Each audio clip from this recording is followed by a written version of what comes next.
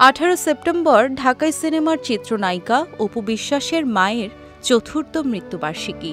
2020 সালের এই দিনে রাজধানীর একটি বেসরকারি হাসপাতালের আইসিইউতে চিকিৎসাধীন অবস্থায় মারা যান শেফালী বিশ্বাস।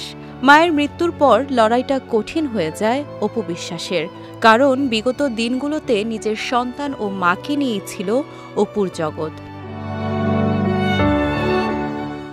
যে কারণে মা হারানোর 4 বছরেও সেই শোক কাটিয়ে উঠতে পারেননি অভিনেত্রী। 17 সেপ্টেম্বর দিবাগত রাতে এক স্ট্যাটাসে মায়ের স্মৃতিচারণ করলেন তিনি, যেখানে অপু বিশ্বাস লিখেছেন, 4 বছর পেরিয়ে গেল, মা আমাকে ছেড়ে চলে গেছেন, কিন্তু মায়ের উপস্থিতি আমি প্রতিটি মুহূর্তে, প্রতিটি নিঃশ্বাসে আজও অনুভব করি।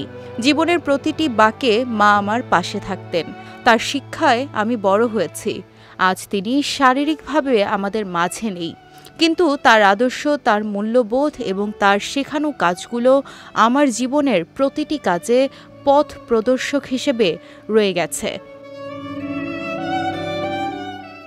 সবশেষ অপু বিশ্বাস আরও লেখেন, মায়ের স্মৃতির প্রতি বিনম্র শ্রদ্ধা জানাই।